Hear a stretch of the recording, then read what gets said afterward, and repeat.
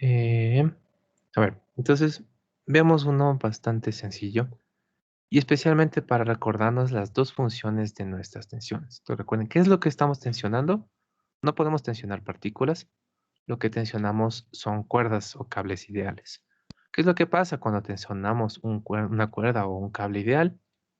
Dos cosas. Tiene una consecuencia dinámica y tiene una consecuencia cinemática.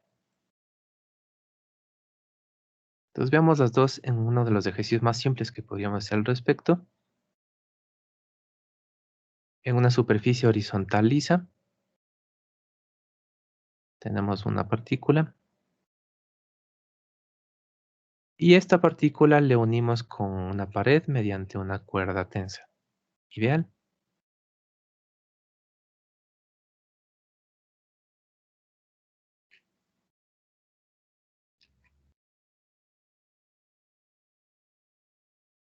Entonces, tenemos esta unión de aquí.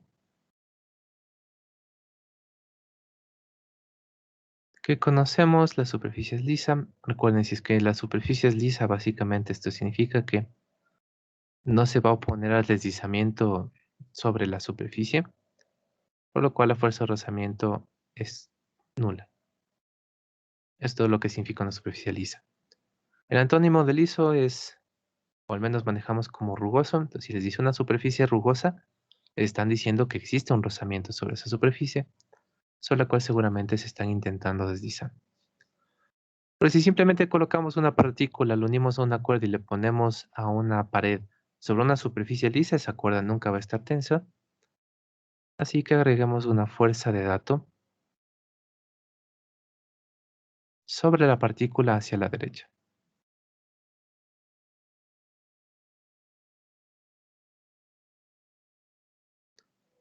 Digamos que estamos aplicándole 20 newtons hacia la derecha. Y parece que no es necesario, pero digamos que la masa es de 5 kilogramos.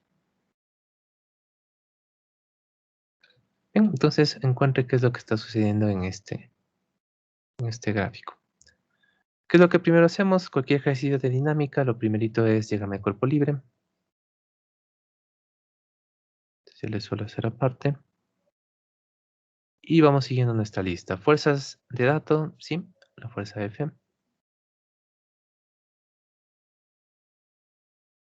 Incluso la conocemos por completo, teniéndose a la derecha con 20 newtons. No hay más fuerzas de dato. Segundo, fuerzas a distancia. ¿Tenemos fuerzas a distancia? Sí, al menos el peso. Colocamos el peso directamente hacia abajo.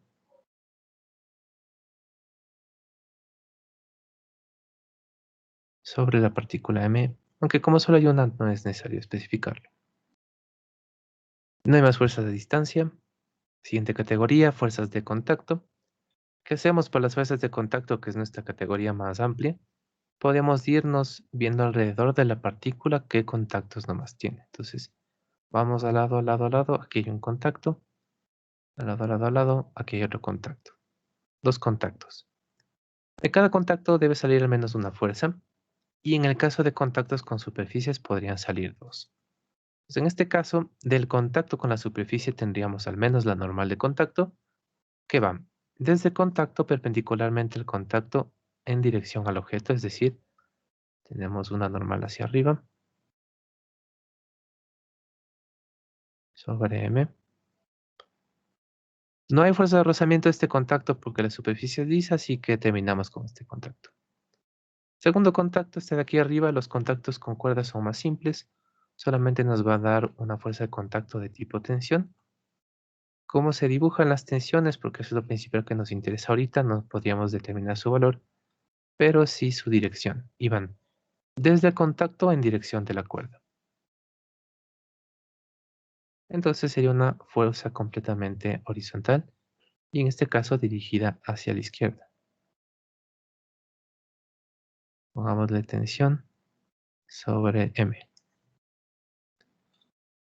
Y listo, hemos completado nuestra lista, así que deberíamos tener todas las fuerzas externas sobre la partícula. ¿Qué es lo que podríamos hacer? Ahorita unas sumatorias para poder relacionarlo con la parte cinemática. Em, Pero para ello tenemos que tener dos cosas en mente. Les había dicho que cuando nosotros tengamos una superficie, lo que normalmente es conveniente es hacer un nuevo sistema arbitrario de coordenadas, preferiblemente no llamarle de la misma forma que los ejes habituales del X y el Y. Si lo hacen, tienen que tener un poco de cuidado cuando les pregunten algo respecto al eje Y originales, así que es preferible ponerle algún otro nombre, un X2, un Y2, L1, L2. Yo le suelo llamar el eje paralelo y el eje perpendicular.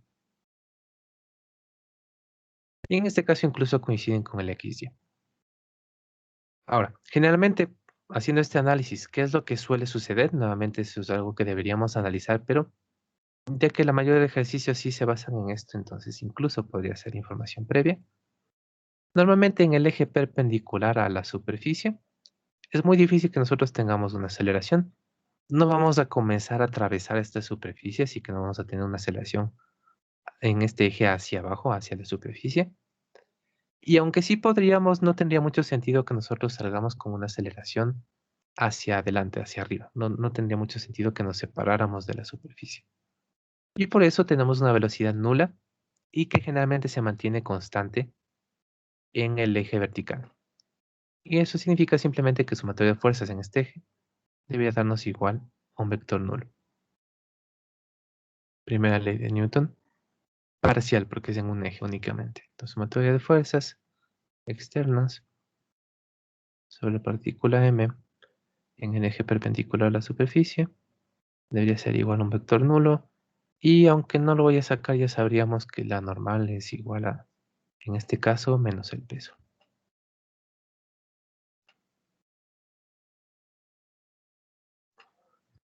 Normalmente nos interesa encontrar las normales a partir de relaciones en este eje, porque las fuerzas de rozamiento dependen de la normal. Entonces eso hacemos especialmente cuando nos interesa encontrar normales. ¿Qué dijo? Cuando nos interesa encontrar fuerzas de rozamiento.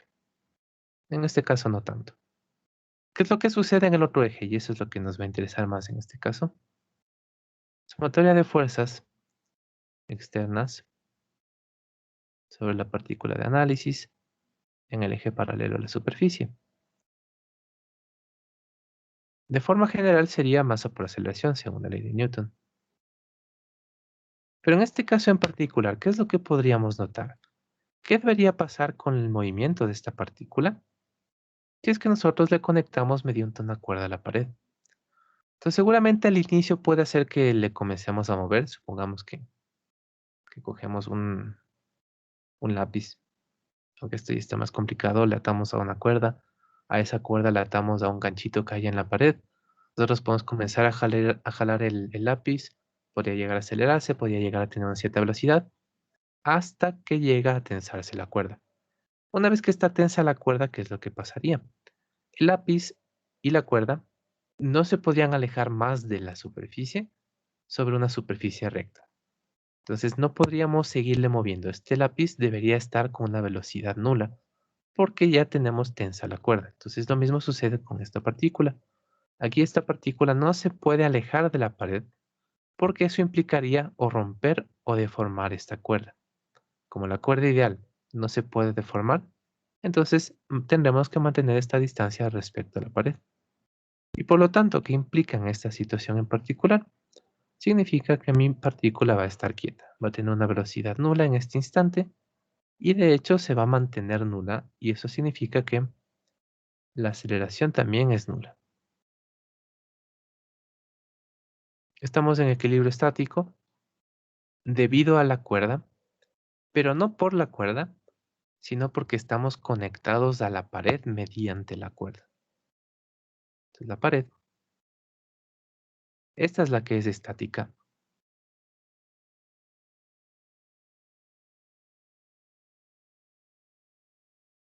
La pared es la que se encuentra en equilibrio estático.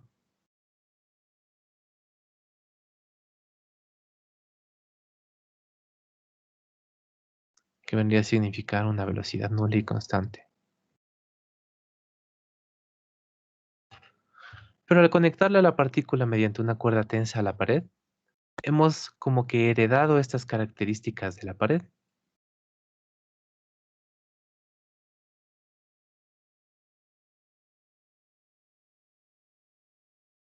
Y eso es a lo que yo me refiero cuando digo que una cuerda tensa conecta el movimiento.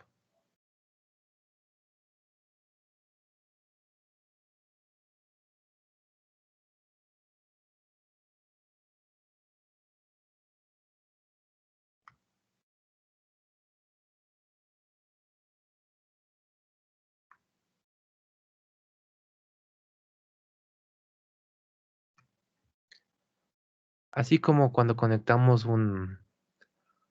algún electrodoméstico, alguna cosa que funcione con electricidad, le conectamos mediante un cable a un servicio de red eléctrica. Desde el punto de vista físico, desde el punto de vista mecánico, cuando conectamos dos objetos mediante una cuerda tensa, están mecánicamente conectados. ¿Qué significa que tenemos el movimiento conectado? Depende un poco de la situación específica del sistema, pero básicamente dependería o significaría que las características cinemáticas de ambos objetos están relacionadas. Entonces, la rapidez del bloque va a ser una función de la rapidez de la pared, en este caso en particular. Y lo mismo la aceleración. La aceleración del bloque va a ser una función de la aceleración de la pared.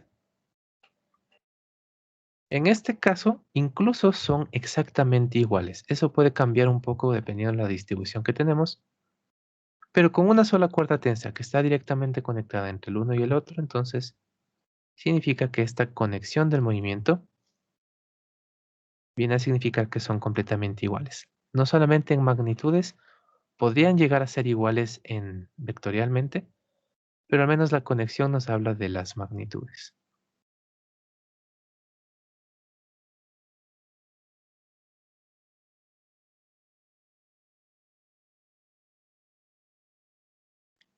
Entonces, repasando un poquito esto, debido a la cuerda tensa, los movimientos entre estos están conectados y en este caso eso significa que tienen las mismas magnitudes de velocidad y aceleración.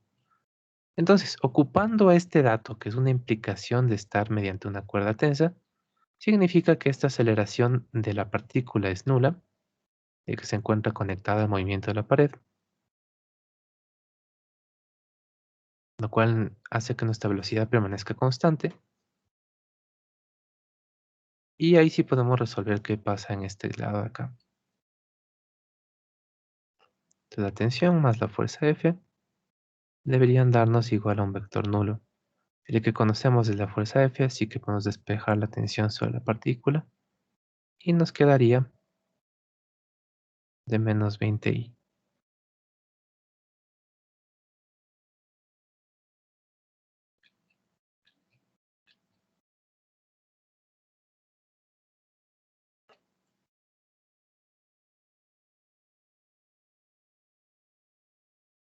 Y listo. Entonces, principalmente queremos recordar este tipo de ejercicios. Lo que es común para todos, hacer el diagrama de cuerpo libre, hacer las sumatorias de fuerzas en cada uno de los ejes. Generalmente, si tenemos una superficie, tomamos a uno de los ejes como el paralelo y el otro como el perpendicular, sabiendo que en el perpendicular deberíamos estar en equilibrio y que en el paralelo podríamos o no tener alguna aceleración. Hasta allí eso todo es general para cualquiera de nuestras resoluciones. ¿Qué es lo específico respecto a las tensiones? Dos cosas. La dirección de la tensión que estamos aplicando en cada uno de los objetos que estemos analizando. Incluso podríamos analizar rápidamente qué debería estar pasando con la pared debido a esta cuerda. Y segundo, la consecuencia cinemática, que a partir del tener un objeto o dos objetos o varios objetos conectados con cuerdas, nosotros ya sabemos alguna característica cinemática de ese objeto en este caso, o algún comportamiento cinemático del sistema en este caso, que las velocidades y aceleraciones tenían la misma magnitud entre los dos conectados. Ahora, aquí podríamos hacer una pequeña aclaración sobre tercera ley de Newton. Debido a esta cuerda y debido a que parte de la tensión es mantener la misma magnitud a lo largo de toda la cuerda entre dos objetos, entre dos contactos, entonces la tensión en este punto de aquí y la tensión en este punto de acá, como forman parte de la misma cuerda, deberían tener la misma tensión, la misma T a lo largo de todos estos puntos. No son el mismo vector, porque la tensión sobre la partícula está hacia la izquierda, la tensión sobre la pared está hacia la derecha, tiene la misma magnitud, pero son de direcciones contrarias. Y eso a veces nos hace pensar en la tercera ley de Newton. Decíamos fuerzas de iguales magnitudes, direcciones contrarias. Eso me suena a un par de acción y reacción. No son un par de acción y reacción, porque a pesar de que cumplen sus condiciones, distintos objetos, igual magnitud, direcciones distintas, opuestas, directamente opuestas, más bien con respecto a quién se están dando los pares de acción y reacción, son con el objeto que no estamos tomando en cuenta, que es la cuerda. Entonces, en la cuerda, en el punto de contacto entre la pared y la cuerda, en la cuerda, en el punto de contacto entre la pared y la cuerda, tenemos una tensión de la pared sobre la cuerda,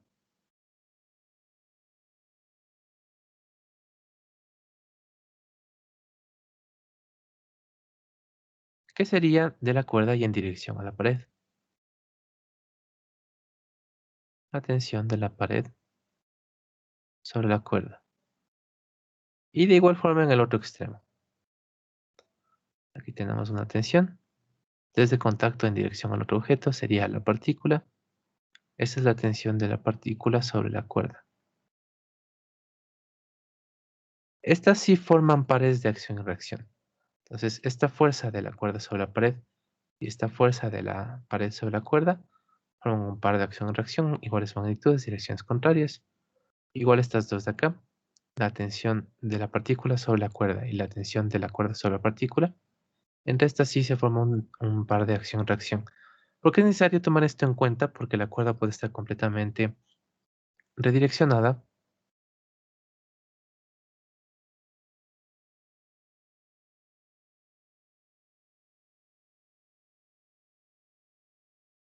Vamos a tener un sistema de poleas. Pueden llegar a ser un sistema relativamente complejo. Y por lo tanto la cuerda se deformó de tal forma que las tensiones que genera en objetos que estén de este lado serán hacia la izquierda y las tensiones de objetos que estén en este lado serán inclinadas hacia el segundo cuadrante.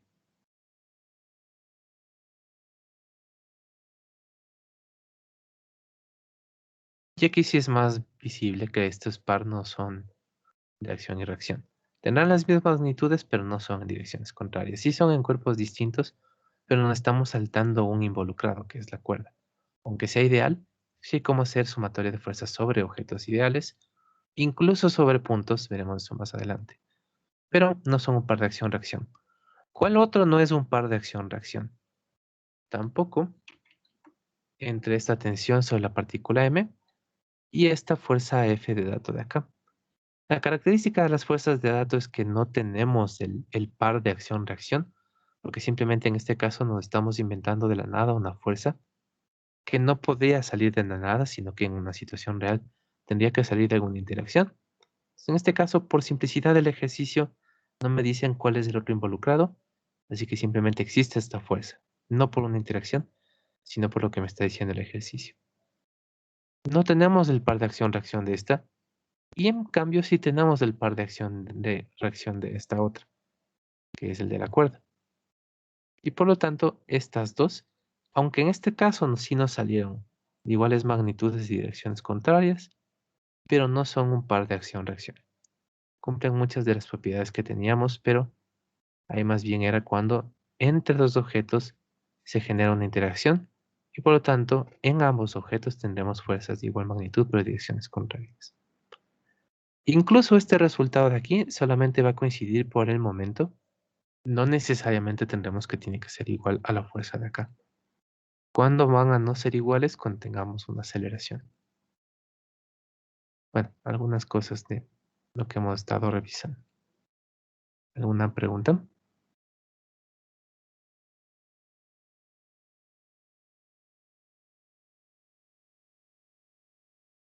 Bien, entonces vamos complicándolo un poquito. Tener una cuerda unida a una pared o a un techo a objetos inmóviles No es tan divertido porque simplemente vamos a estar en equilibrio estático y no hay mucho que hacer al respecto. Entonces, al menos, subiendo un pequeño escalón, podríamos decir, ¿qué es lo que sucede cuando hay dos partículas que pueden moverse libremente que se encuentran unidas por una cuerda tensa?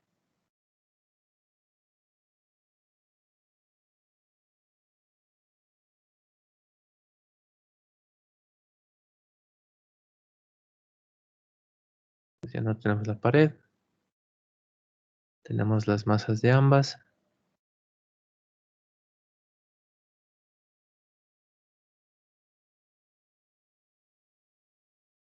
Tenemos que la cuerda está tensa. Si no está tensa, ya deja de cumplirse todo lo que hemos estado revisando sobre las cuerdas tensas.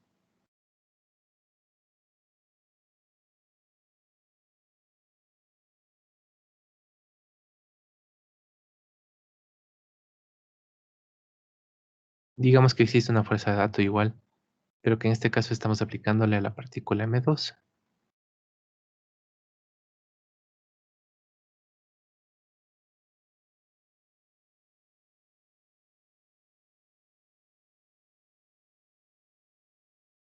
¿Y qué más necesitaríamos?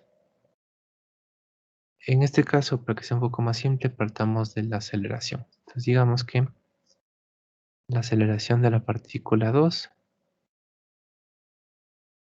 es de 3 g.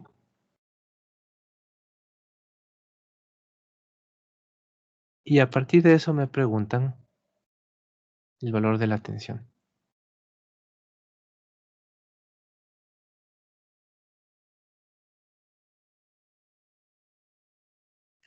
Bueno, la tensión sobre M1 mejor. Es de la cuerda sobre M1. Pongamos solamente sobre M1. Y ya, estos son estos datos. Veamos qué es lo que podemos hacer.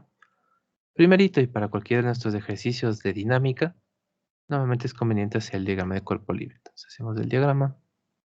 Para los dos cuerpos incluso podrían ser simultáneamente. Primero, fuerzas de dato, sí tenemos, pero una sola.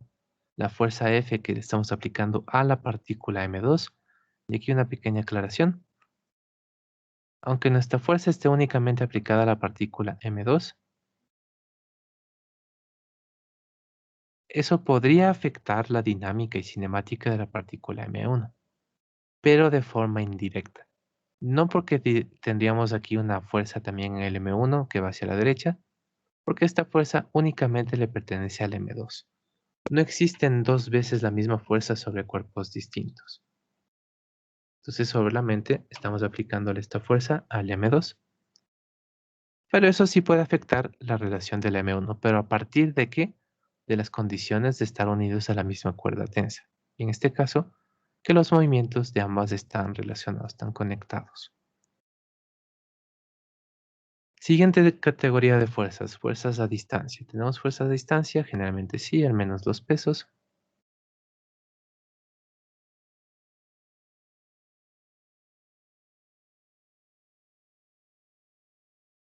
Peso del M1, peso del M2.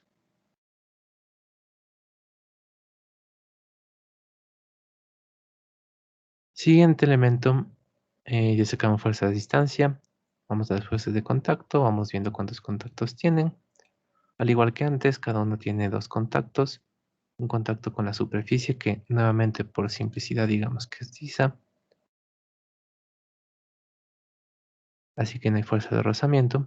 Y solo tendríamos normales de contacto. Desde contacto, perpendicular al contacto, en dirección al objeto. En ambos casos son perpendiculares hacia arriba. Y el otro contacto, una vez diríamos que es el contacto con la cuerda. En caso del M1 tenemos el contacto a la derecha. Sobre la cuerda se iría hacia la derecha misma. Entonces la tensión, lo que pongamos debajo. En cambio, en la M2 sucede al revés. El contacto con la cuerda podemos decir que es aquí. Y por lo tanto, nuestra tensión se irá para allá. Vamos poniendo todas estas fuerzas, las dos normales y las dos tensiones.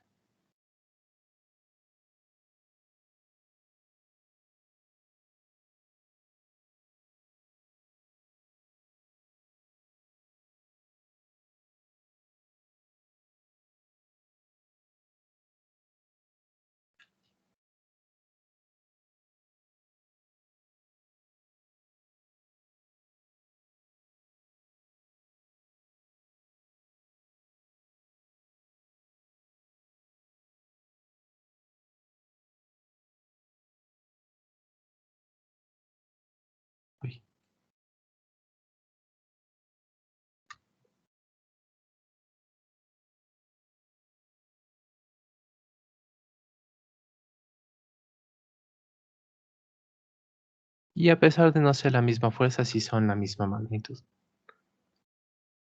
Bien, entonces ya tenemos completos nuestros diagramas, de ahí vamos a las leyes de Newton.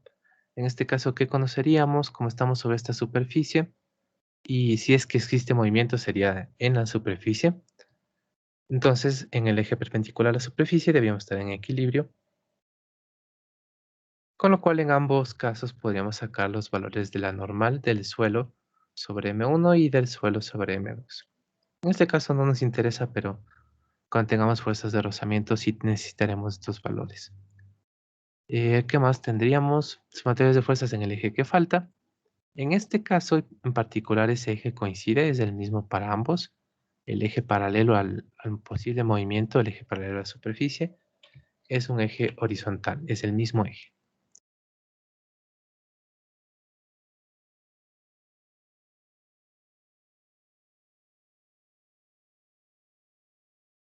En el eje paralelo tendríamos entonces una fuerza para el M1, dos fuerzas para el M2. Ahora, antes de hacer la sumatoria, deberíamos saber qué es lo que está pasando. Nosotros sabemos que existe una aceleración en la partícula M2. Ya nos dice incluso el valor es de 3i. Ahora, ¿qué es lo que necesitamos analizar? Debido a que los movimientos están conectados por la cuerda tensa,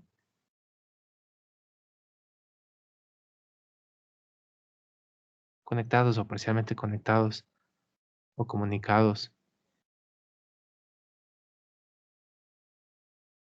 y en este caso significaría que las magnitudes de velocidad y aceleración tienen que estar relacionadas. Y en este caso, al igual que en el de arriba, tienen que ser completamente iguales. La velocidad del M1 tiene que tener la misma rapidez que la del M2, pero si es que el M2 se está moviendo hacia la derecha, entonces, ¿qué debería pasar con el M1? Para que la cuerda no se extienda ni se rompa, el M1 también debería estar siguiendo de la misma forma que el M2 hacia la derecha. Entonces, que los movimientos estén conectados significa directamente con una sola cuerda que la rapidez del uno va a ser igual a la rapidez del otro. Y lo mismo con las aceleraciones y sus magnitudes.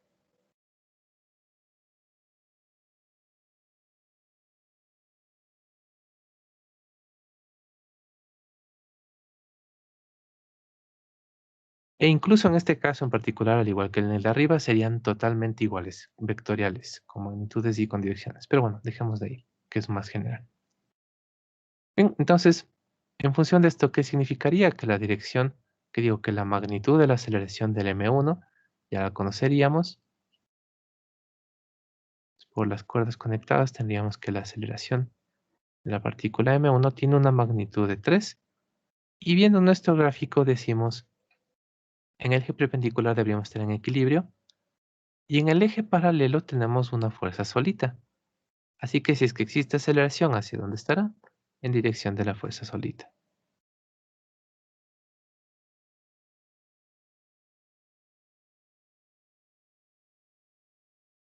Y ya, utilizamos esto entonces para encontrar lo que necesitamos. Sumatoria de fuerzas en el eje paralelo, ya que conocemos su aceleración a partir de la del M1.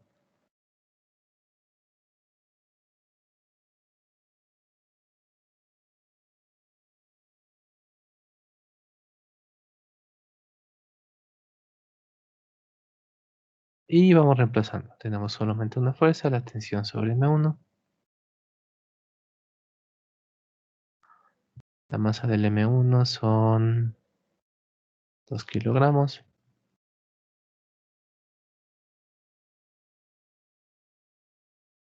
Esta es de 3i.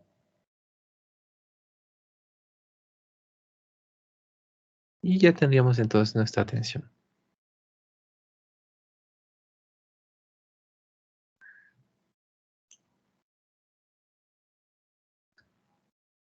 Y listo.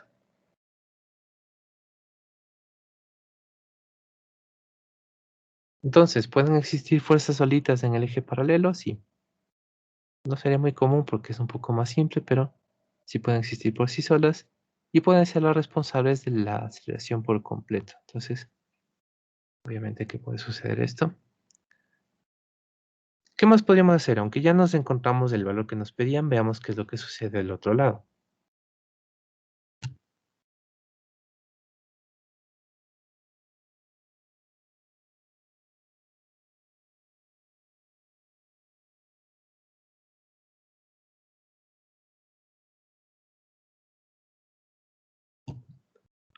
Entonces, en función de esta tensión que está dada de forma vectorial, nosotros ya tendríamos la tensión en la otra partícula, porque conocemos que la tensión debería tener la misma magnitud a lo largo de toda esta cuerda y por lo tanto la tensión sobre la partícula M2 deberá tener la misma magnitud de 6 newtons. Y además, viéndole en el gráfico, veríamos cuál es su dirección. Está en el eje paralelo, directamente hacia la izquierda, es decir que podríamos ponerle por menos i.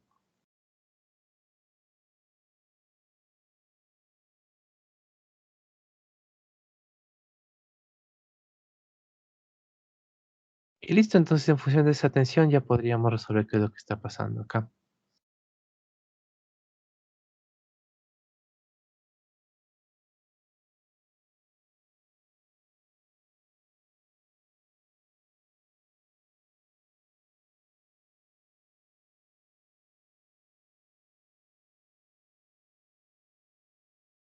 En este caso tenemos dos fuerzas, la tensión que acabamos de calcular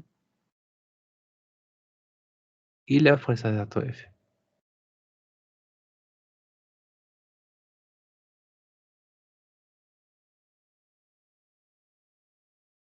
10 kilogramos con una aceleración de 3i.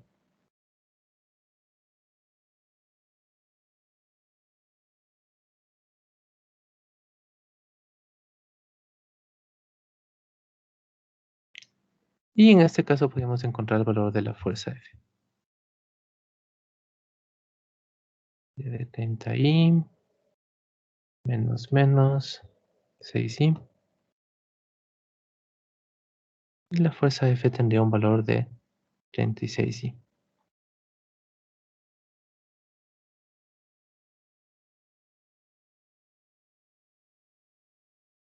¿Qué es lo que debe pasar con esta fuerza? Y aquí podríamos hacer un pequeño análisis.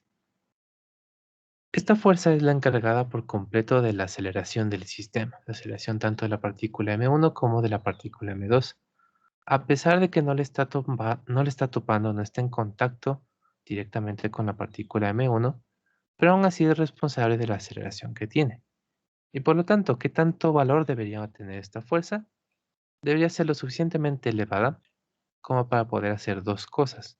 Para poder mantener la aceleración de la partícula M2 en un valor de 3i, pero simultáneamente también debería ser capaz de tener, además de esta cantidad de fuerza, que en este caso serían 30 i newtons, además de eso debería tener suficiente como para acelerarle a la otra partícula con una aceleración de más 3i. Es decir, necesitamos otros 6 newtons en total.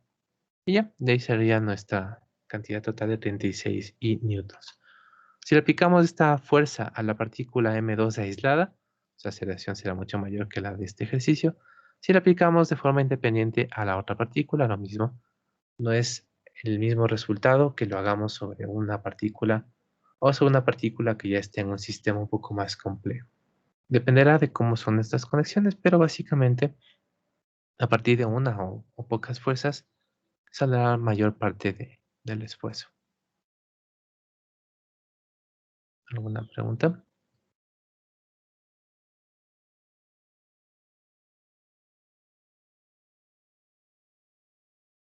Bien, entonces por el momento esta parte es la que estamos intentando acostumbrarnos, ya que el graficar tensiones no debería ser tan complejo, son más fáciles que las normales incluso, y a lo mucho tener en mente la idea de que comparten magnitud, pues nos pongamos así. La tensión sobre M2 tiene la misma tensión, la misma magnitud que la tensión sobre el M1 y por eso es de 6 newtons.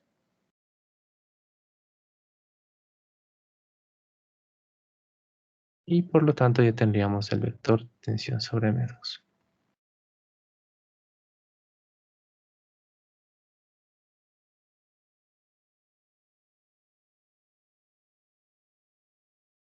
Ahora, veamos este mismo pero con un pequeño cambio en los datos.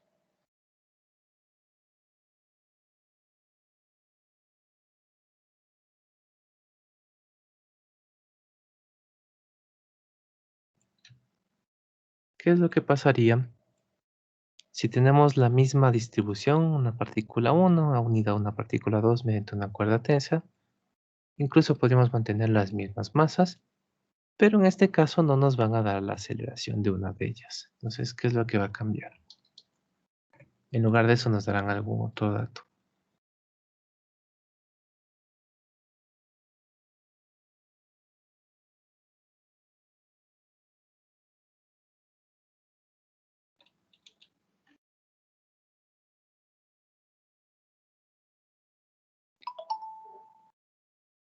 Por ejemplo, nos podrían dar el valor de la fuerza F.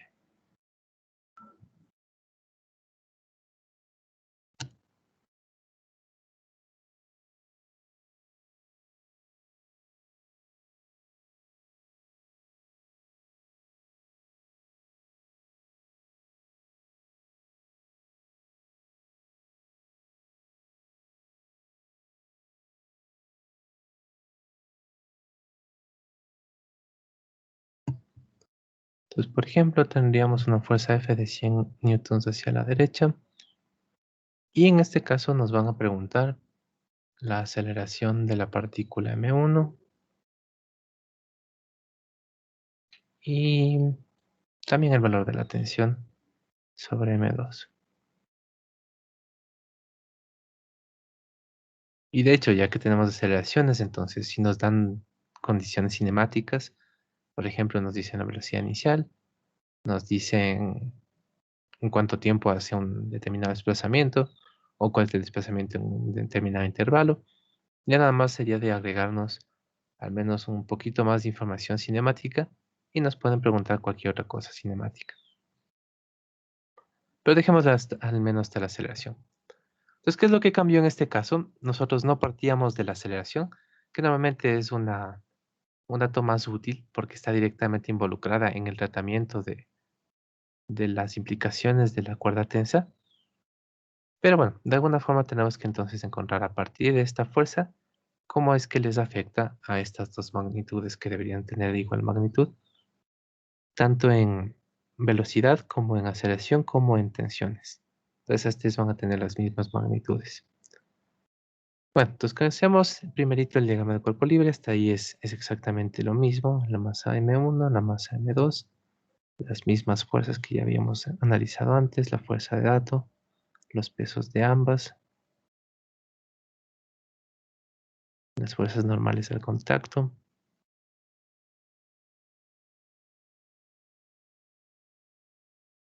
En el eje vertical no ha cambiado nada.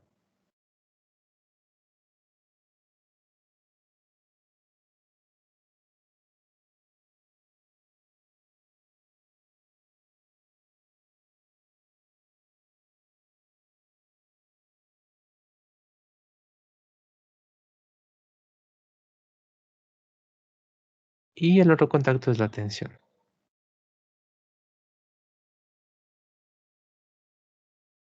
Hasta ahí son completamente iguales.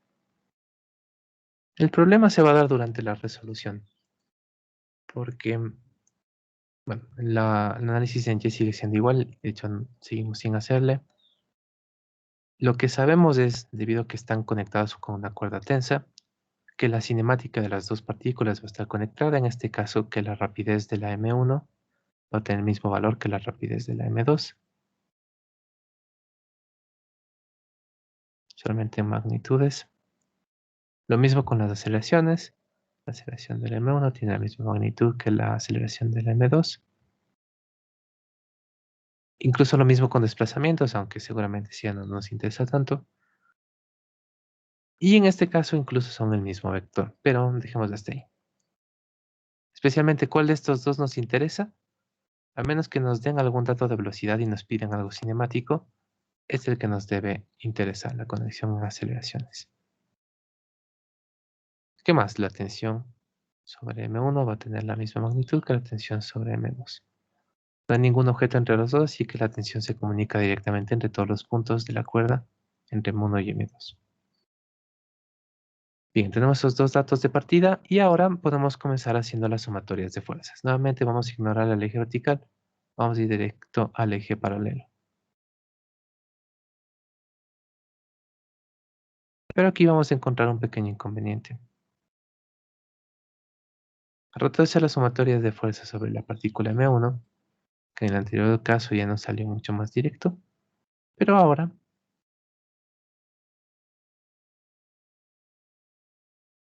este creo que es de 2 kilogramos y nos queda la tensión en función de la aceleración, o si le despejamos al revés, la aceleración en función de la tensión.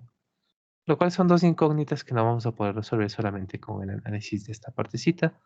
Ya tendremos que formar algún sistema de ecuaciones para poder obtener la respuesta.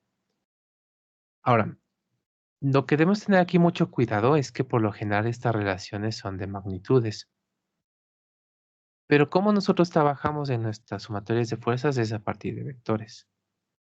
Por tanto, para poder tener alguna relación entre magnitudes y vectores, es preferible que aquí nosotros transformemos esto a magnitudes, pero de forma correcta. Entonces, por ejemplo, a partir del gráfico diríamos que la tensión en el M1 es hacia la derecha. Entonces, ¿cómo podríamos ponerle?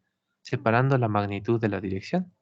Debería ser una tensión sobre M1 en magnitud por el unitario predefinido I, que es hacia la derecha. De este lado de acá, la aceleración de la partícula 1, que no conocemos, pero ya que tenemos una fuerza neta dirigida hacia la derecha, entonces, obviamente incluso para que aquí haya como hacer algún tipo de división, debería existir la magnitud A1, pero necesariamente hacia la derecha. Simplifican estos de aquí y tenemos nuestros resultados. En este caso no fue evidente la necesidad de hacerlo bien, parecería incluso innecesario y parecería que podíamos haberlo hecho con magnitudes desde el principio, pero sí es necesario, especialmente cuando no se tiene mucha costumbre en esta parte de acá, no se tiene todavía mucha experiencia. Veamos la otra sumatoria, porque de ahí nos debería salir algún dato para completar esto de aquí. Sumatoria de fuerzas externas sobre la M2.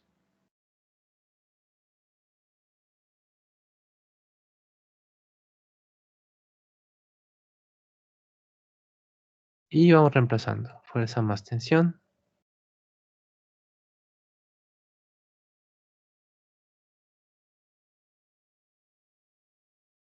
Este creo que era de 10, sí, 10 kilogramos. A esta fuerza incluso conocemos, ya le vamos a reemplazar. Y la aceleración no conocemos, pero tendríamos una idea de que si es que este sistema está acelerado mediante una cuerda tensa unida a una partícula M1, es gracias al efecto de esta fuerza F de aquí. Pues también debería estar en esa dirección, una cierta aceleración 2 hacia la derecha. Y como nos va quedando,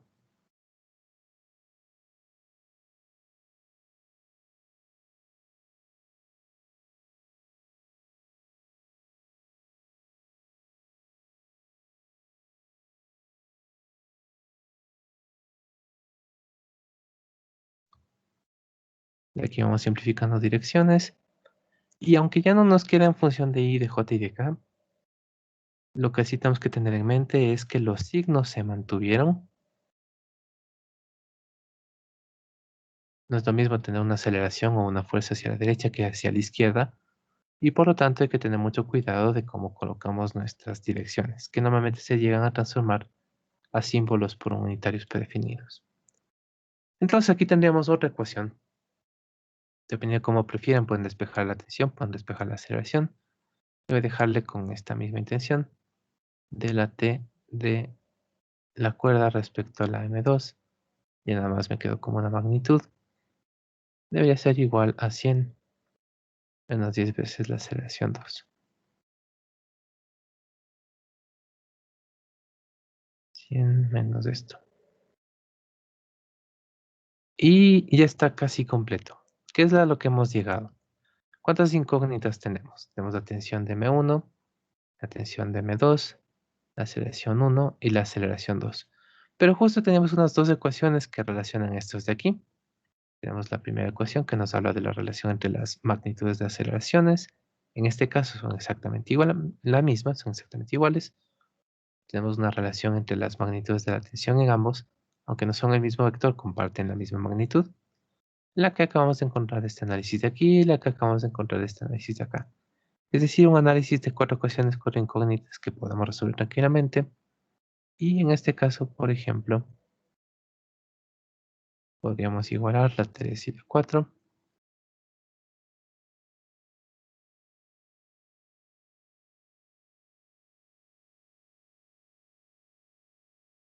Y veamos cómo nos queda. Pero teniendo en mente que reemplazamos estas también para que todo quede en una sola expresión. Pongámosle a todo en función del M1.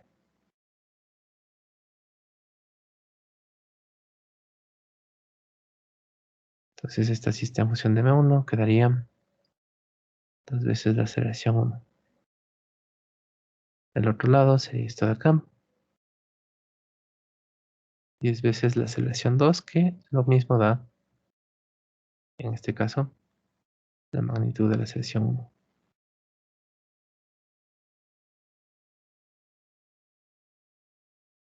Y listo.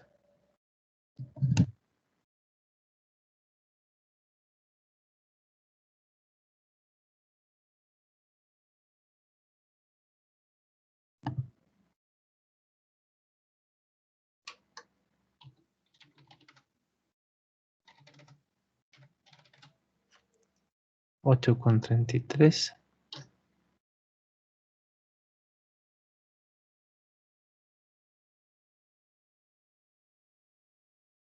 sería la magnitud de la aceleración que estamos utilizando.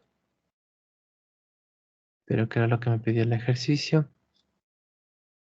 La aceleración en M1, ya tenemos que transformarle nada más en un vector. Igual a esta tensión encontrarle y dejarle hecho vector.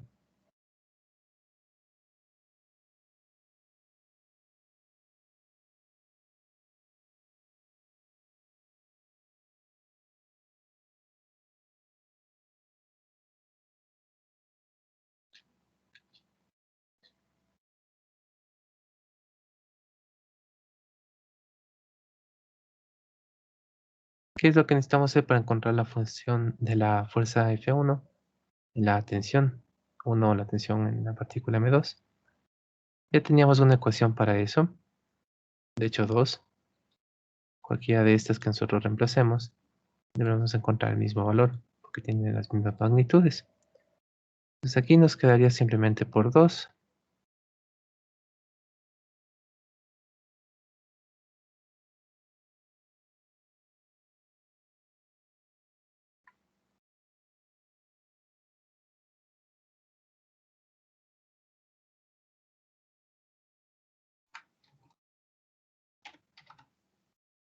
$16.66.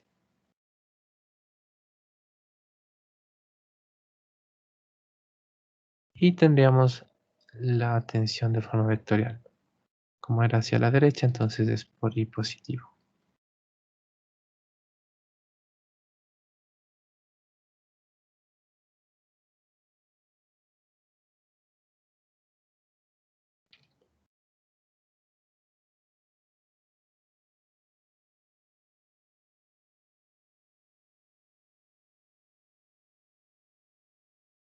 Y listo, tendríamos las dos cosas que nos pedía. ¿Alguna pregunta?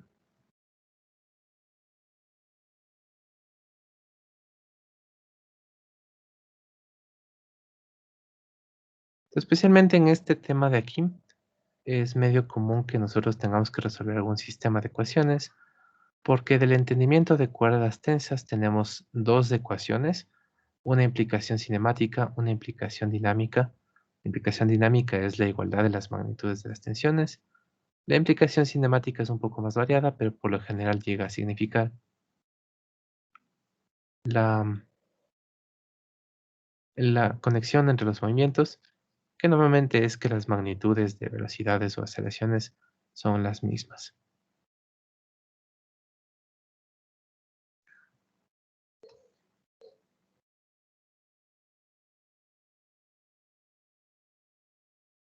¿Alguna pregunta?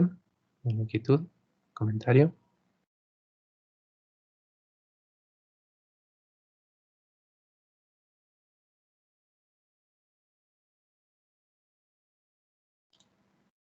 Entonces, algunas personas suelen creer que este procedimiento es un poquito innecesario porque es armar un sistema de 4 ecuaciones, 4 incógnitas para nada más de resolver un sistema relativamente simple.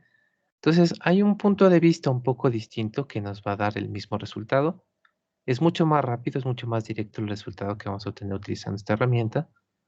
El problema es que ya requiere, en ocasiones al menos, una comprensión un poquito más especializada de lo que está sucediendo. Entonces, ¿cuál es esta herramienta? Y de hecho, aunque no es necesariamente parte de lo que nosotros revisamos por el momento, más adelante veremos lo que son los sistemas, sistemas de partículas, objetos completos, pero por el momento podríamos utilizar los sistemas como una herramienta para resolver este tipo de ejercicios, especialmente cuando están conectados de alguna forma. Entonces, ¿qué es lo que podemos decir? ¿Qué son los sistemas? Simplemente es considerar a dos o más partículas, a dos o más objetos, como parte de un solo grupo, de un solo conjunto. ¿Cómo debemos construir estos sistemas? No hay ninguna regla. Pueden considerar cualquier objeto o cualquier combinación de lo que ustedes quieran como parte del mismo sistema. Si es que alguien quiere hacer un sistema entre el lápiz y el borrador que se encuentra encima de su escritorio, tranquilamente hay cómo hacerlo. Eso podría ser un sistema. Si es que alguien le quiere agregar a ese sistema además la mesa sobre la cual se encuentran, entonces sí, tranquilamente hay como tener un sistema entre el lápiz, el borrador y la mesa. Y así, definitivamente, cualquier objeto que ustedes encuentren puede formar parte de un sistema. Alguien puede hacer un sistema entre la luna y el borrador. Alguien más puede hacer un sistema entre las rocas de afuera y la mesa. Cualquier combinación, cualquier conjunto de partículas u objetos va formando nuestros sistemas. Ahora, obviamente, aunque hay cómo hacerlo, no significa que hay que hacerlo. Aunque podamos considerar cualquier partícula como parte de nuestro sistema, cuando nos va a ser útil es cuando los sistemas, los elementos internos de un sistema estén interactuando. Entonces, pongamos eso por aquí. Sistemas simplemente son conjuntos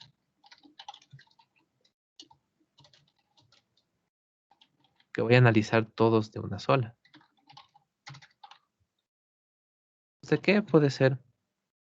Em, de partículas.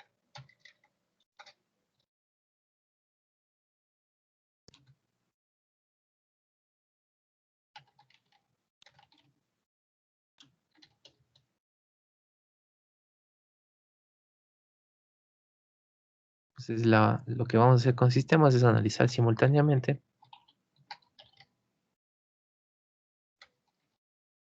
todos los elementos del mismo conjunto.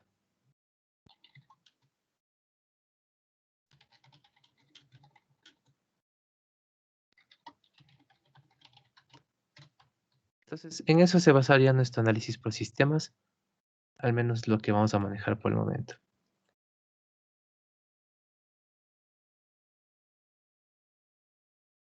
Ahora, ¿cómo pueden estar conformados estos sistemas?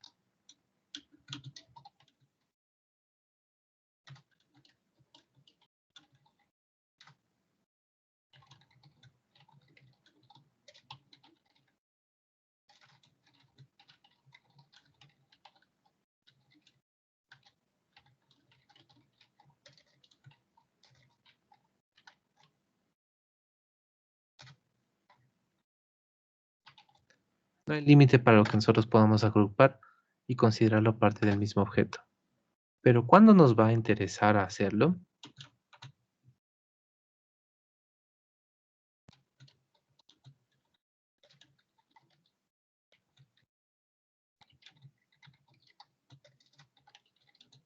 Cuando los sistemas o los objetos que conforman el sistema están interactuando.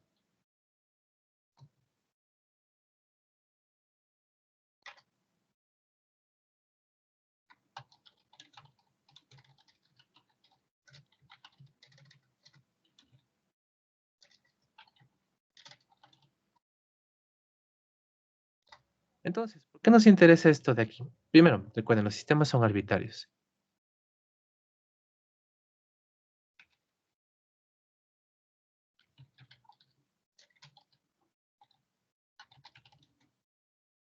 Es decir, ustedes mismos seleccionan a qué quieren formar parte del mismo sistema o qué es lo que no quieren formar parte del mismo sistema.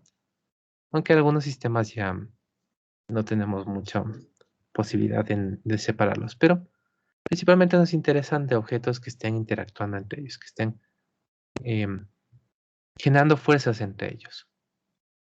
Y aquí es donde viene esta parte que nosotros hace rato habíamos visto en la segunda ley de Newton, en la cual decíamos que ¿qué era la fuerza neta?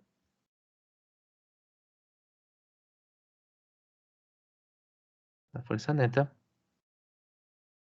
era la sumatoria de todas las fuerzas externas,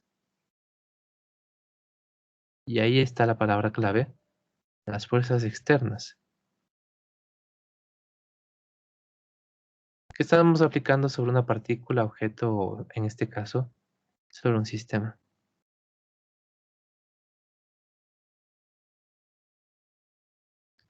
Entonces, ¿por qué me interesa formar sistemas arbitrarios, conjuntos de partículas u objetos? Porque están interactuando. ¿Y por qué me interesa formar estos sistemas? Porque para encontrar la fuerza neta que está actuando sobre un sistema, solamente debo considerar las fuerzas externas al sistema. ¿Cuáles son las fuerzas externas al sistema? Todas las fuerzas externas de cada uno de sus elementos, de cada uno de las partes que conforman este conjunto, excepto las que sean entre elementos del mismo conjunto. Vamos también ponerlo. ¿Cuáles son estas fuerzas externas a un sistema? Son todas las fuerzas de cada uno de sus elementos, excepto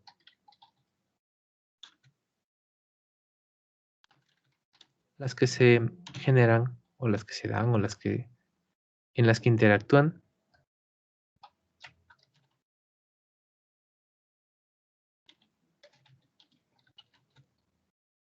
los elementos del sistema, dos elementos del mismo sistema.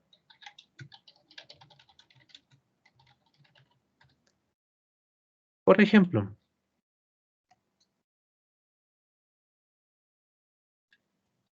si es que regresamos a nuestro sistema de hace un rato y decíamos un triángulo y un rectángulo y un círculo pueden formar parte del mismo sistema. Y a todo esto yo le llamo el sistema ABC. Puedo hacerlo sin cualquier conjunto que yo quiera hacer puede ser considerado un sistema.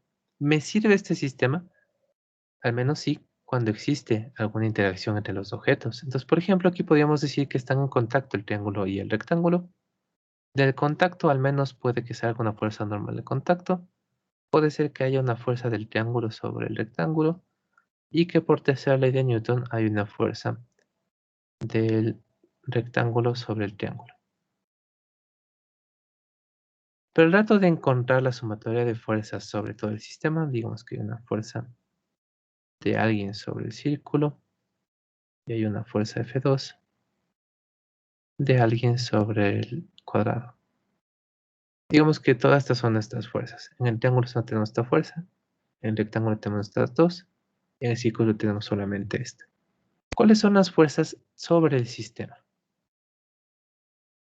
Simplemente ahí hacemos un nuevo gráfico, un nuevo diagrama de cuerpo libre, en el cual nos basamos en los diagramas de cada elemento y los vamos trasladando a nuestro sistema. Eso puede irse complicando un poco cuando nuestros niveles de referencia no son iguales para todas las partículas, pero bueno, simplemente eso es una pequeña rotación. Más adelante lo vemos. Entonces, ¿cuáles son las fuerzas externas del sistema? Son todas estas cuatro, o deberían ser todas estas cuatro, pero simplemente para no estar sumando fuerzas que de todas formas se van a anular, no considero las internas. ¿Cuáles son las internas? Las que son entre dos o más elementos del mismo sistema. Por ejemplo, en esta tenemos el triángulo y el rectángulo que forman parte del mismo sistema. Pertenecen al sistema, este iba a poner un nombre a veces. Entonces el triángulo y el rectángulo pertenecen al sistema ABC. Por lo tanto, la fuerza del triángulo sobre el rectángulo y la fuerza del rectángulo sobre el triángulo son fuerzas internas al sistema ABC.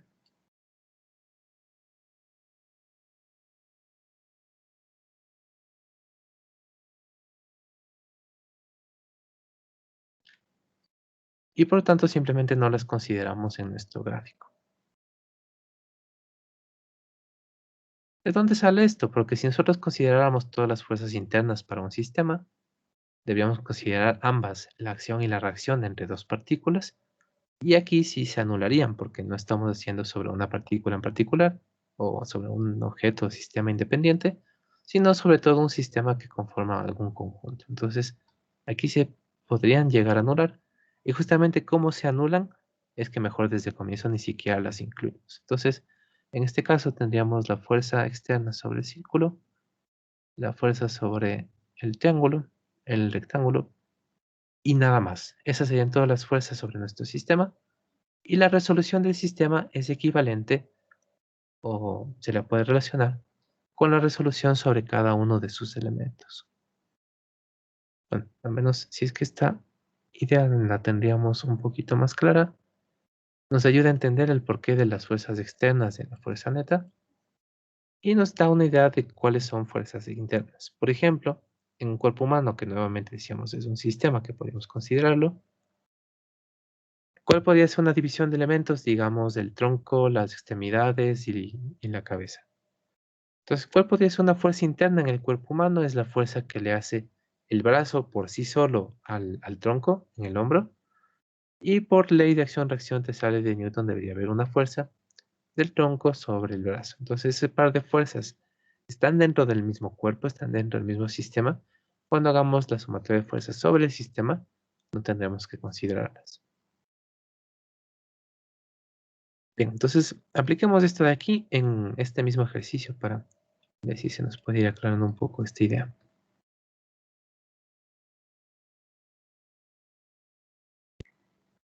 Exactamente el mismo, con los mismos datos, con las mismas incógnitas. ¿Cómo cambiaría si es que lo resolvemos desde el punto de vista de sistemas? Entonces, hasta ahí iría todo igual. Yo hago el diagrama del uno cuerpo, hago el diagrama del otro cuerpo, y de ahí seguramente ya me doy cuenta que va a existir un pequeño inconveniente. Cuando hago sumatoria de fuerzas en la partícula m2, me va a quedar la tensión en función de la aceleración. Cuando lo haga en la partícula m1, algo muy similar, me va a quedar esta misma tensión en función de la aceleración. Entonces, ¿cómo puedo evitarme esto? Hago un solo sistema. El sistema M1, cuerda M2. A estos tres cuerpos los considero parte del mismo sistema. ¿Cómo van a las fuerzas? Son las 3 de aquí más las 4 de acá, excepto de esas 7, las que sean fuerzas internas. Entonces, por ejemplo, el peso es con el planeta Tierra, es un objeto externo a mi sistema, no me puedo zafar de esto. La normal de contacto es con la superficie, entonces nuevamente no me puedo zafar de esta.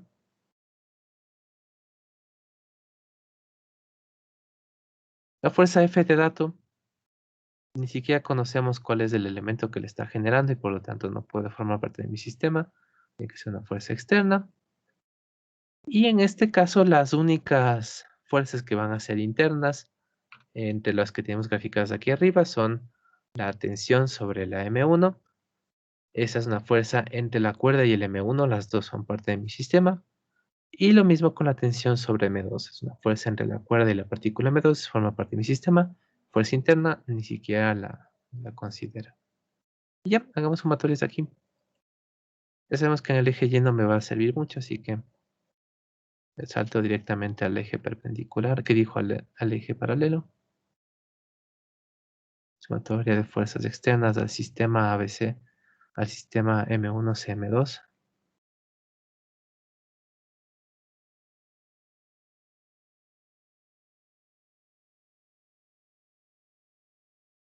Y esta debería ser igual a la masa del sistema por la aceleración del sistema. Esto de la aceleración del sistema es la única parte compleja de aquí. El hacer el gráfico es más simple, lo mismo que ya hicimos, solo que quitando algunos elementos.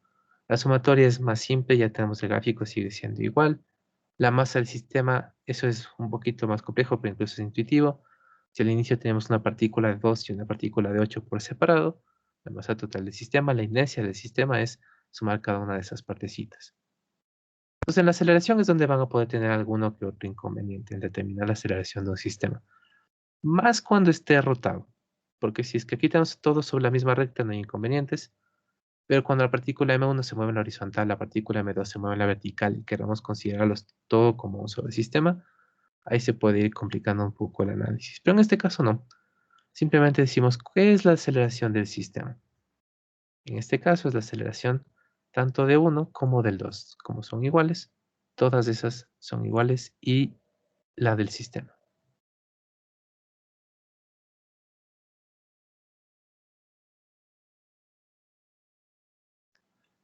Bueno, entonces hacemos sumatorias. Tenemos una sola fuerza externa en esta parte de aquí.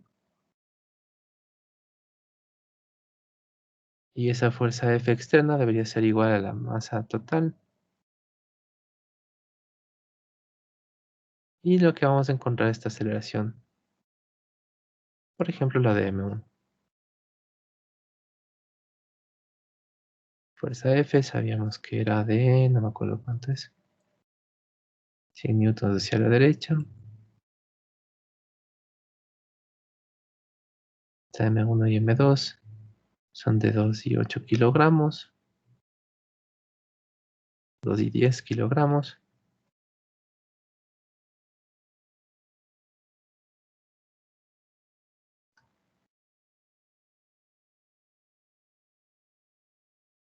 Y por lo tanto nuestra aceleración sería, incluso directamente de forma vectorial, 100i sobre 12.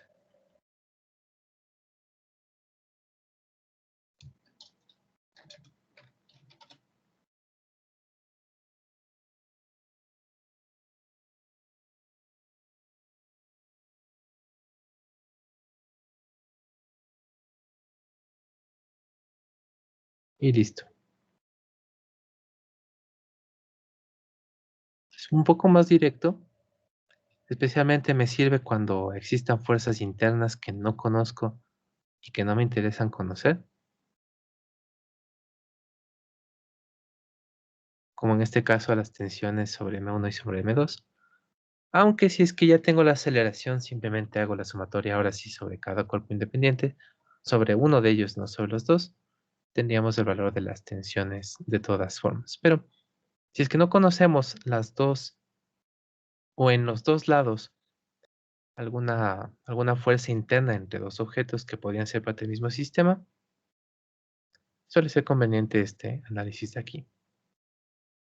No solo con tensiones, sino que también fuerzas de rozamiento o alguna fuerza de contacto, alguna otra fuerza de contacto, también se puede aplicar el mismo análisis. ¿Alguna pregunta? Dije, ¿se podría plantear alguna fórmula general para este tipo de ejercicio? ¿O no hay fórmula general? Fórmula general, es que la fórmula, la definición en la que nos estamos basando es más bien solamente ley de Newton, que es la segunda ley, que es sumatoria de fuerzas externas igual a masa por aceleración. Esa es la única real que vamos a tener que aplicar en cada caso.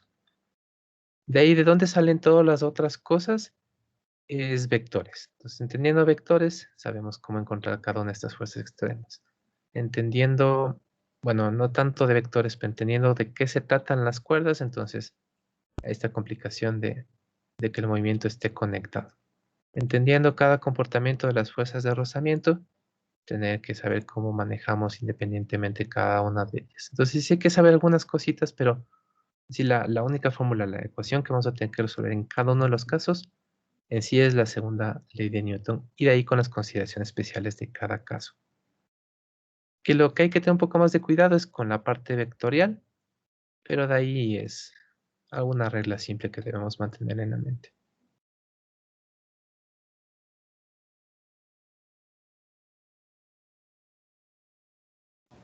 Por ejemplo, ¿hay alguna que nos pida hacer alguna proyección o algo así? ¿O simplemente vectores simples? Proyecciones sí se utiliza bastante cuando tenemos planos inclinados. Entonces, siempre que haya alguna superficie que no sea horizontal, como de cajón ya vamos a tener que la fuerza a distancia que manejamos por el momento, que es el peso, siempre va a estar sobre la vertical original. Al rato de tener esta inclinación, esta superficie inclinada, entonces de ley vamos a tener que proyectarle sobre nuestros nuevos ejes. Y cualquier otra fuerza que esté de la misma forma, entonces igual tendremos que proyectarle. Por ejemplo, en este caso estaba utilizando una fuerza F que era paralela a la superficie, entonces no había mucho que hacerle. Pero si es que, por ejemplo, incluso en el mismo ejercicio nos dijeran fuerza de dato es no de esta forma, sino, por ejemplo, así, formando un ángulo de cualquier valor respecto de algo de lo que no conozcamos. Entonces, cualquier cosa que ya forme algún ángulo con respecto a nuestra superficie, siempre y cuando no sea 90 grados, ya tendríamos que proyectarle.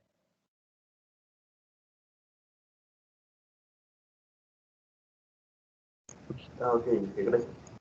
¿Listo? Ya les fusioné a estos. Ya, así era originalmente. ¿Alguna pregunta?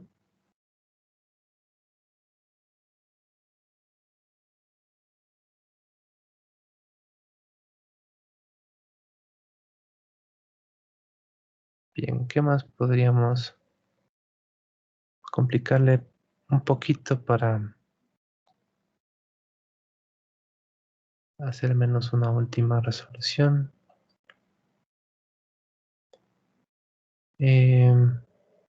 Bueno, nada más para irme por este lado de los sistemas, no tanto por el lado de las fuerzas de las tensiones. Es bastante común encontrarnos con un ejercicio como el que planteé más arriba,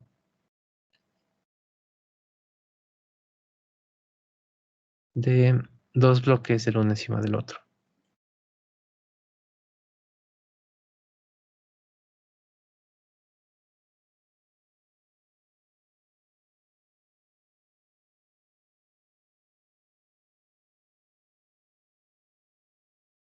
Recuerden, generalmente los tamaños son muy desconectados, muy solamente por hacer el gráfico. Incluso si es que realmente estos objetos tuvieran estos tamaños, el tamaño, el volumen que ocupan, no necesariamente está conectado con la cantidad de masa que tienen. Podemos tener un objeto más grande que tiene más masa o menos masa que un objeto más pequeño. Puede darse cualquiera de las dos situaciones. Pero lo que nos interesa en sí es la masa, ya que por el momento estamos trabajando únicamente con partículas, entonces se supone que ambos son simplemente puntos y no hay todavía ese análisis de tamaños ni de geometría de los objetos.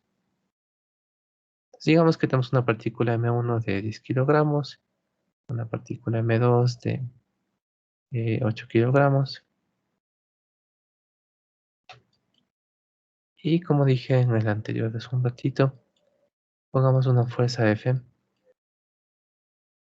hacia la derecha.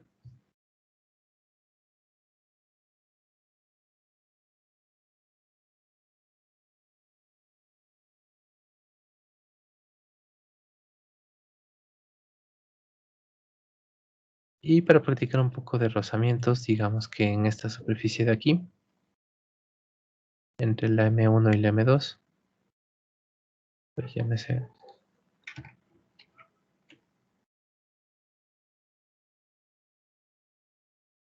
entre la M1 y la M2, tenemos un cierto rozamiento.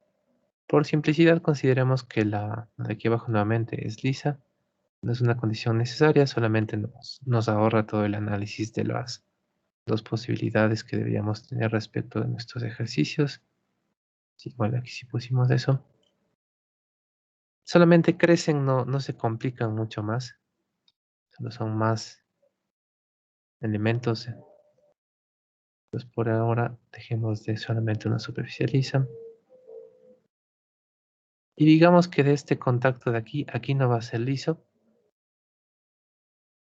Que dependiendo de estos dos materiales, recuerden siempre que les hablen de materiales de algún objeto, lo que le están diciendo es respecto a los coeficientes. Coeficiente estático igual a un coeficiente cinético de 0.5. Y entonces en función de eso encuentre la aceleración del M2.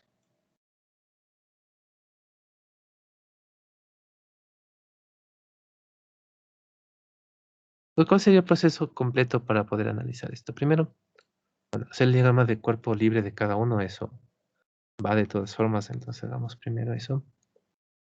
Fuerzas de datos solamente en el M1 hacia la derecha. Fuerzas a distancia, en ambos tendríamos sus respectivos pesos.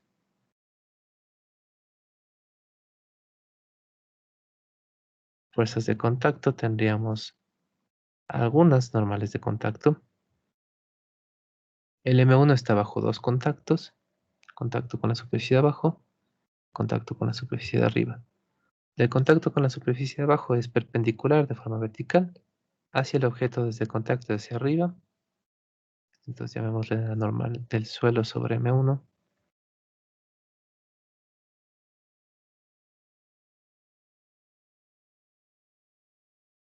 Y en cambio respecto al contacto de arriba, como el contacto está arriba, entonces de todas formas es un contacto horizontal, pero la dirección es perpendicularmente hacia abajo.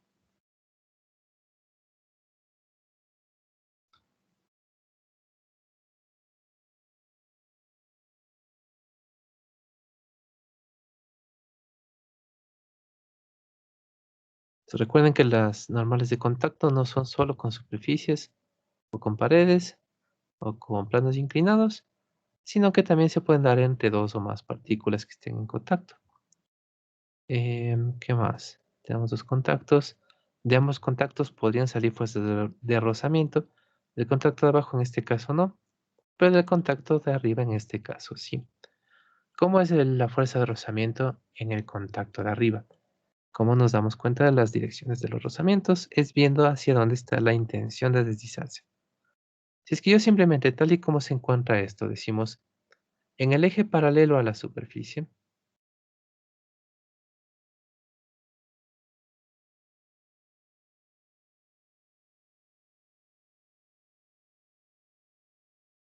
en el eje paralelo para la partícula M1, solamente tenemos una fuerza F hacia la derecha. Por lo tanto, ¿cómo va a ser el intento de deslizarnos sobre esta superficie, dado que partimos del reposo?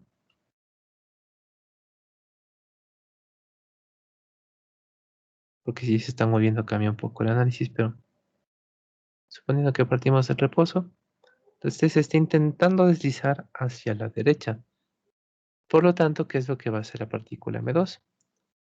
Cuando estén intentando deslizarse la una respecto a la otra, va a ser en la dirección contraria.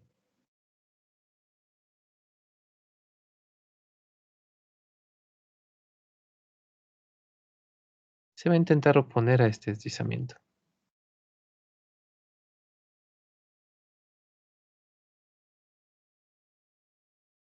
Ahora, una pequeña aclaración en esto, y es parte de una de las preguntas. Esta fuerza debería existir de forma general, debería existir de forma teórica, pero puede ser que nos salga igual a un vector nulo durante la resolución.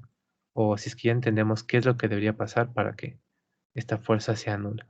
Se ve un poquito mejor en este gráfico, así que nada más piensen un poco en eso mientras voy haciendo este gráfico de acá. Entonces, ¿qué pasa con los contactos de la M2? La M2 solamente tiene un contacto. Ese contacto tendrá las dos fuerzas, una fuerza normal al contacto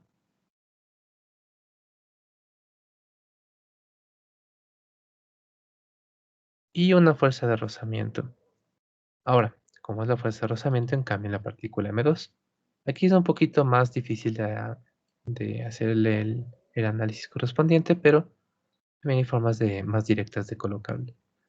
Una forma directa de colocarle, por ejemplo, es utilizar la ley de Newton, la tercera ley. Si es que nosotros sabíamos que esta era la fuerza resultante, la fuerza de rozamiento de la M2 sobre la M1, debido a que la M1 se iba a intentar deslizar hacia la derecha, por tercera ley de Newton, debería existir en la otra partícula, M2, una fuerza de igual magnitud, pero dirección contraria. Entonces, simplemente en función de eso, deberíamos saber que aquí debería existir una fuerza de rozamiento de la M1 sobre la M2 solamente por leyes de Newton, por tercera ley de Newton. Pero no es necesaria o no es la única forma en la cual podemos obtener este resultado. Aunque analizar el deslizamiento ya es un poco más abstracto. ¿Qué pasa si es que sobre nuestra partícula M2, nosotros de repente estamos intentando deslizar una superficie hacia la derecha, por debajo de nuestra M2?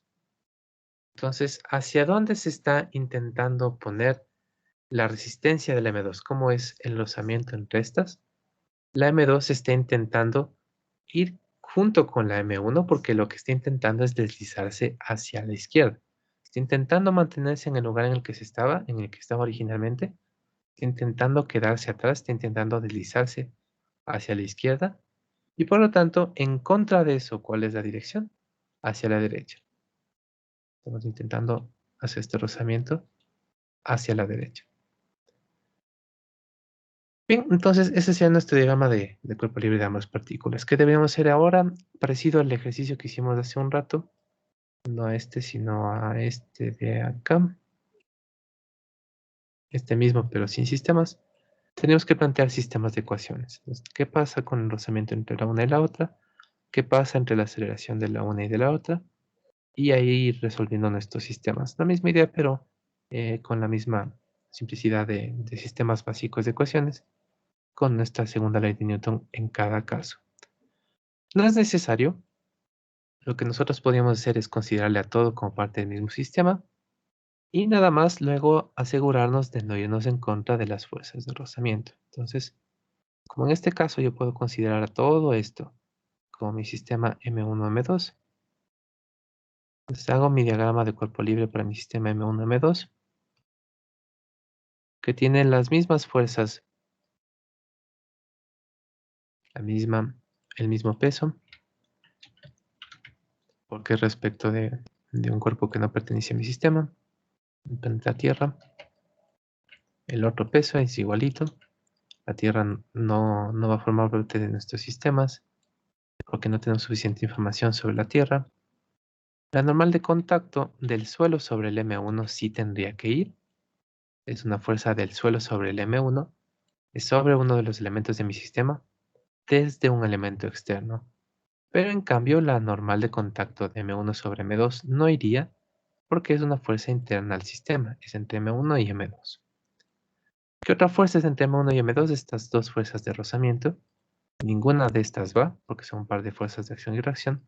Son fuerzas internas entre M1 y M2. La fuerza F sí es, porque cualquier fuerza de dato no nos están dando el otro involucrado, no le podemos hacer formar parte del sistema. Y tampoco va esta normal de contacto de aquí, porque es el par de acción-reacción de la de acá. Entonces, en este caso nos eliminamos 4 fuerzas y nos quedan 3, 4. Sí, 4 fuerzas. Bien, entonces, ¿qué podríamos hacer aquí? Si es que tuviéramos un rozamiento respecto al suelo, nos interesaría encontrar la normal del suelo. En este caso, como realizan, simplemente nos saltamos de esa parte.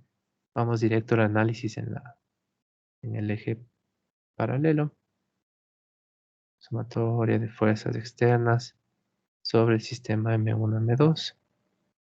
En el eje paralelo debería ser igual a masa por aceleración del sistema.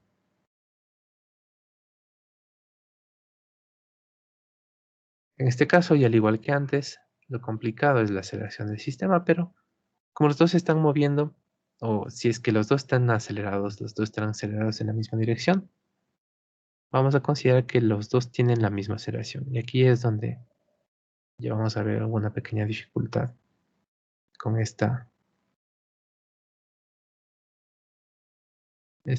con este paso de aquí. Bueno, incluso de forma vectorial. Entonces, en la sumatoria de fuerzas es solamente la fuerza F, de 100 newtons hacia la derecha. La masa del sistema es la suma de las masas de cada componente. Tenemos la M1 y la M2, es decir, una masa conjunta de 18 kilogramos.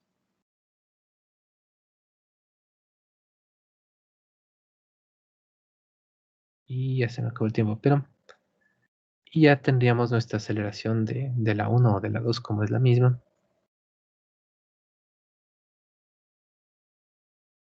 Tendríamos nuestro resultado. El problema de este resultado, y eso me va a faltar comprobar,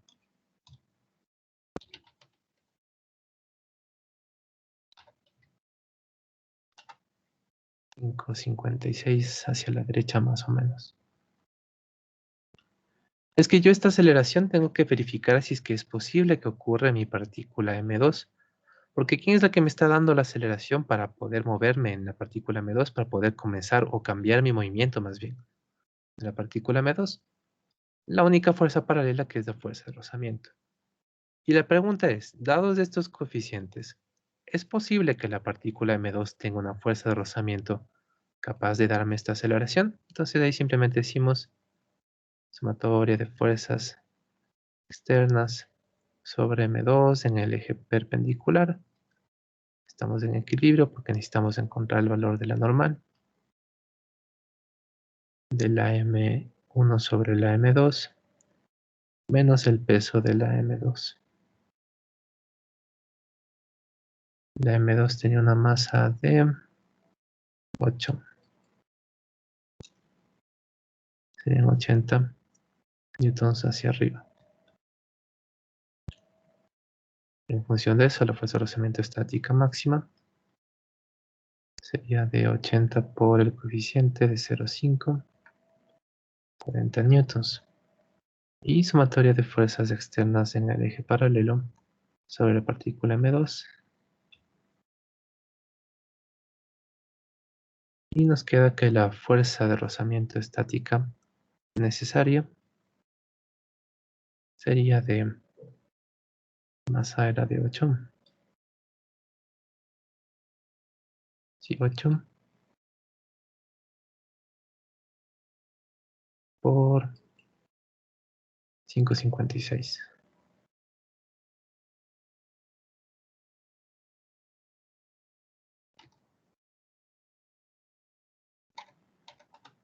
44. Se pasa.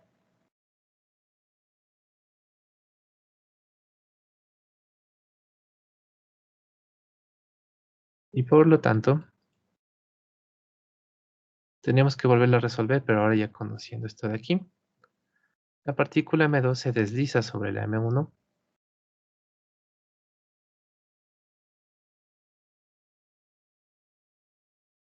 Y entre otras cosas, eso, por ejemplo, significa que sus aceleraciones ya no son iguales.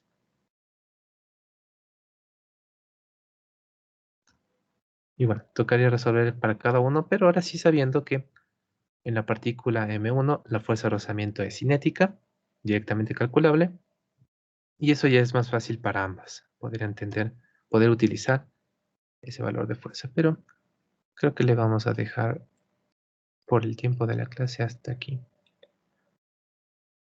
Entonces, recuerden, las fuerzas de rozamiento tienen la pequeña complejidad de que en caso de que no sepamos si es que están deslizándose o no, hay que verificar esas fuerzas, en este caso la fuerza de rozamiento necesaria para tener esta aceleración conjunta, era mayor a la fuerza que podían darnos las superficies y por lo tanto ya no se cumple. En cambio, con las tensiones es más simple, eso siempre se va a cumplir, siempre el movimiento entre estos dos deberán estar juntos, deben estar conectados mientras la cuerda esté tensa. Que la cuerda esté tensa es un poco más fácil de determinar a comparar a una fuerza de rozamiento estática. Bueno, en la siguiente clase entonces seguimos repasando un poco de estas fuerzas de contacto especialmente porque la fuerza a distancia y las fuerzas de datos no son muy complejas. Y posteriormente comenzaremos viendo los movimientos circulares en partículas, la dinámica de la traslación de la partícula en trayectorias curvas. ¿Alguna pregunta antes de finalizar?